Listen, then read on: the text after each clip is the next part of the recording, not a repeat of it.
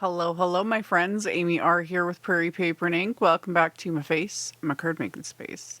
And some cards using some of the new Altenew September 2025 release. I've mentioned it several times. This release is really good. Really good. So many fun things. As always, I'll have a link to the release in the description box below the video. It's worth checking out. There's many good things. And I use several of them for today's video. This is also part of a video hop to share inspiration with this release. So I'll have info on that in the description box as well. Definitely worth checking out because there's inspiration and giveaways and all the fun things. And yeah, did some die cutting and created some scenes and made multiple cards. So, as always, everything I used will be listed and linked in the description box below the video. My links are affiliate links. That just means that if you click on one of my links and end up placing an order, I do get a little kickback from that at no extra cost to you. That is what helps pay the bills, keeps the lights on, enables me to keep bringing out content. And yeah, let's get into making the cards. So as you can see in the graphic, there is giveaways, and like I mentioned, all the different things. I'll have more info in the description box below the video. So, first off, this is the Majestic Maple Tree Layering Die Set. I love it. I love it. Fabulous. These are the colors I used, which were the colors suggested with the packaging.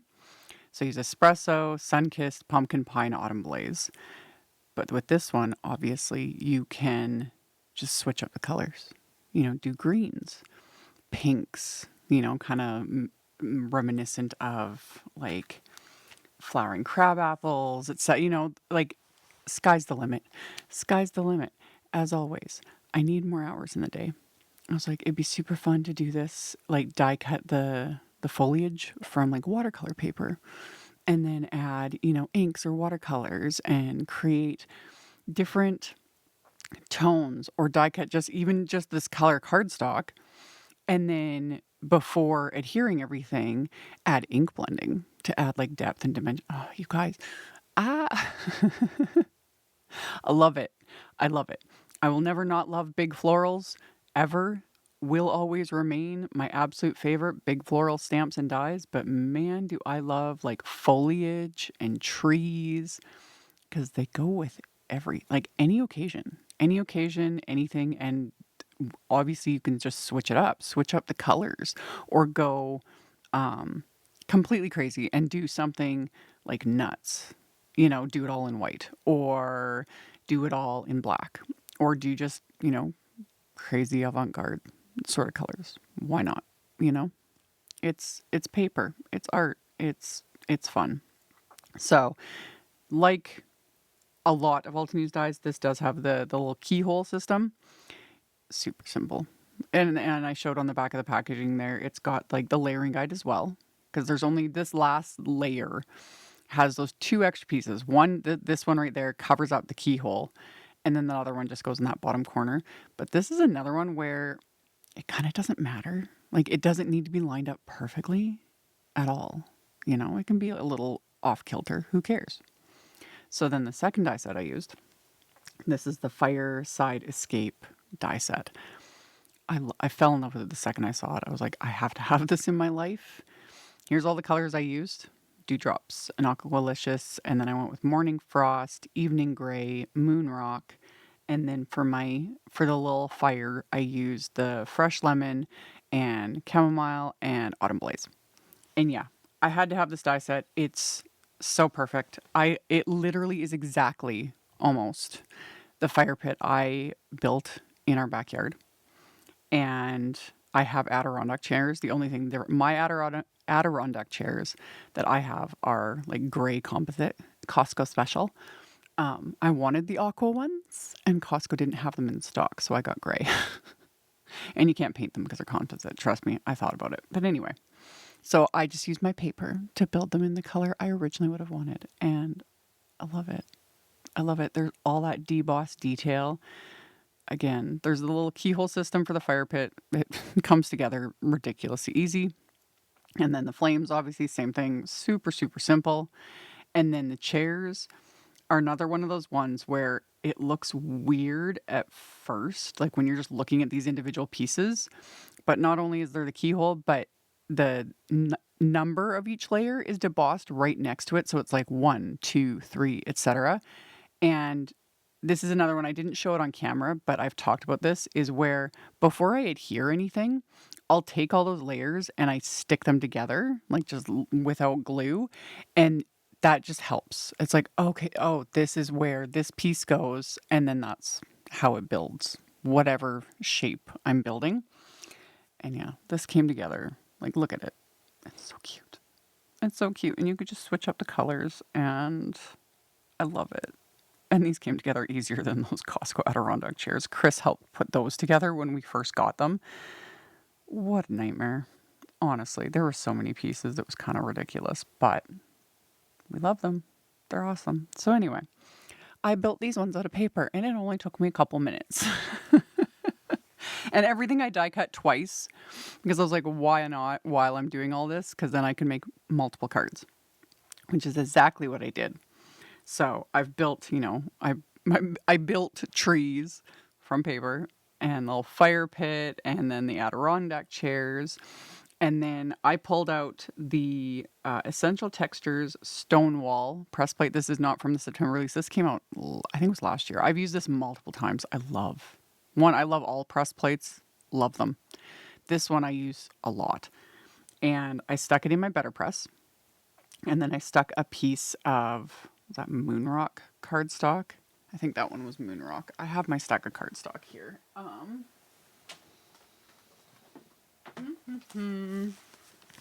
This one, yes, Moonrock cardstock, and then Lava Rock ink, the Altenew Fresh Dye ink. So I inked up the plate with the Lava Rock ink. I used a little bit of Altenew's tape to adhere the cardstock to the clear plate of my Better Press. Inked up, put the clear plate on so it's being held in place, and then roll that through my die cut machine. So that's going to press everything together. And you can't see it on camera, but not only do you have the image, but it does press that texture into it as well, even on thinner cardstock, because with the Better Press, the real texture, you use like the thick watercolor paper, etc. But it's still there. And at the end of this video, in the end screen, I will link to my Better Press playlist, because I've done many videos using press plates and all the things. So that'll be linked at the end. And then I pulled out a piece of Dark Knight cardstock, and I'm adding some splatter to it for stars. So just a little bit of white gouache, stuck that on my palette, added a bit of water, swirled it up with my fan brush, and then splattered that onto the background and let it dry. And then in this release, there's the new Nesting Circles die sets. You got, I don't even know how many dies are in this set. It's a lot. Does it say on here? 17 sizes of circles. So I used one of them, one of the smaller ones, and I die cut the lighter gray. So that would have been Morning Frost cardstock for my moon.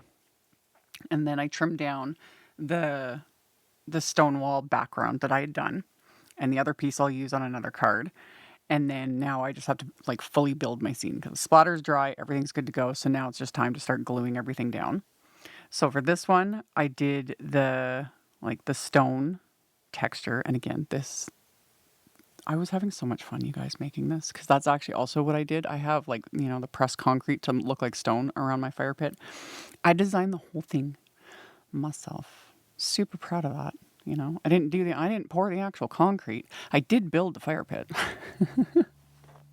So yeah, I was like creating it. The only thing is I don't have these gorgeous, huge trees, because don't have that in the burbs, man. I wish. I have little tiny baby trees, but still, in theory, this is how it's supposed to look.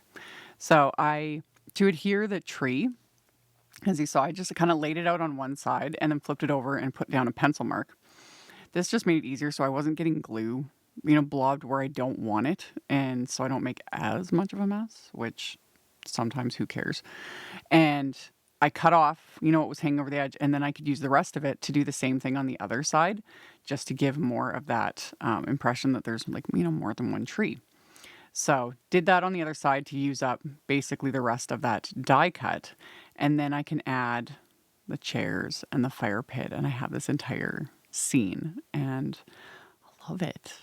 I love it. I originally wasn't even planning on doing like a night scene, but then as I was like building things, and then it just evolved into this. But that's all part of the fun too, is you could use just a lighter shaded cardstock to make it daytime, or do an ink blended background.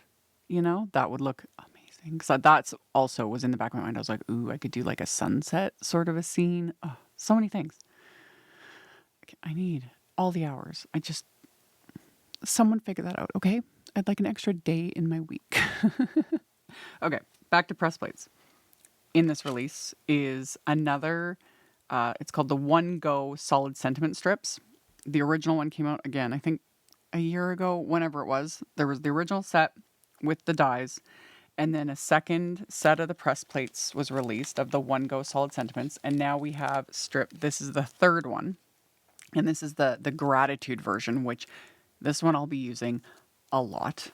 I use all of them quite often. I really, really love things like this where you can ink it up, whether it's a stamp or a press plate or whatever, where you have multiple sentiments, and you do it all in one step. And then there's a coordinating die that die cuts all of them in one step. So it's like, love it, because you just get more done.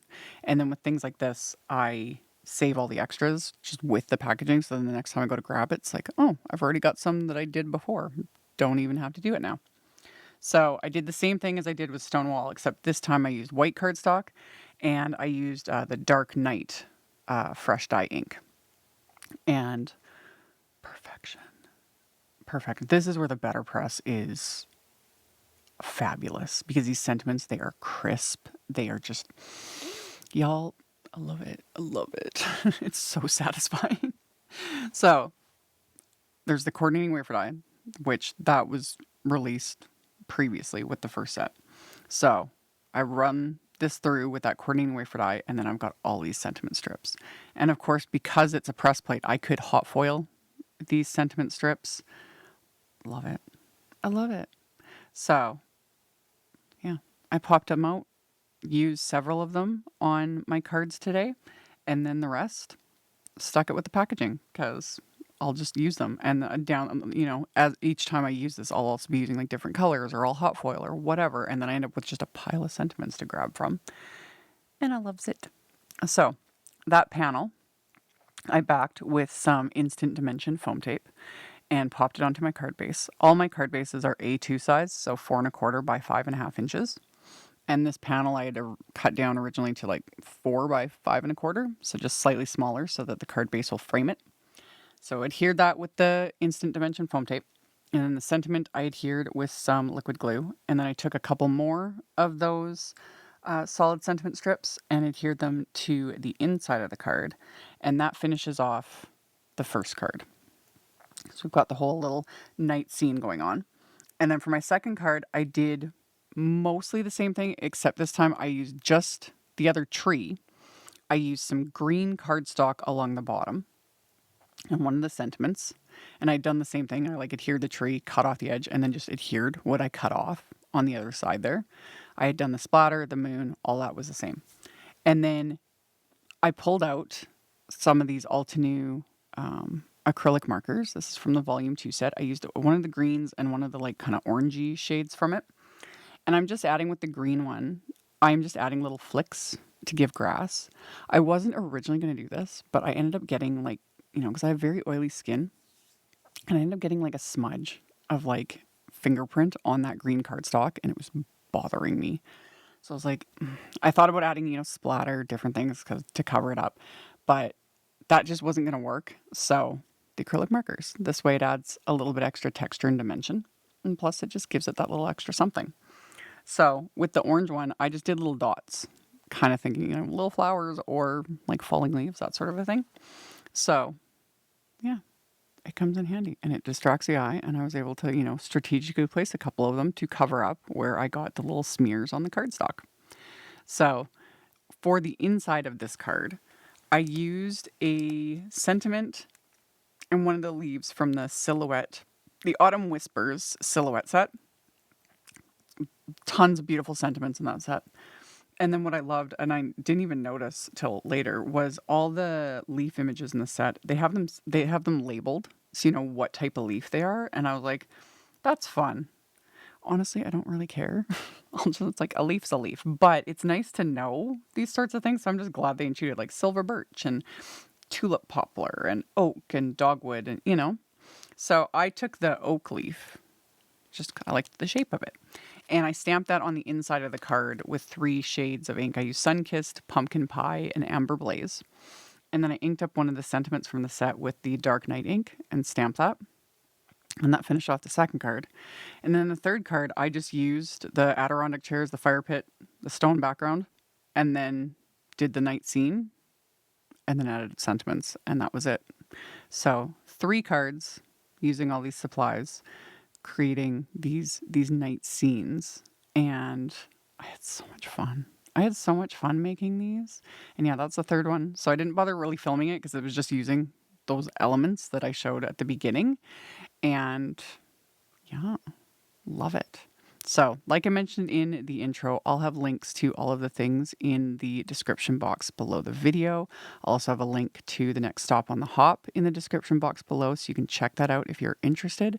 Thank you all so much for stopping by, and I will see you all very soon in the next video. Bye, everyone. Thank you so much to my amazing Patreon supporters. For anyone that might be interested in joining my Patreon community and supporting me, the link to my Patreon is in the description box below the video. For everyone else, as always, thank you all so much for taking the time to watch my videos, for thumbs upping, commenting, subscribe if you haven't, I'd love to have you. And here's a couple other videos for you to check out in case you missed them. Bye!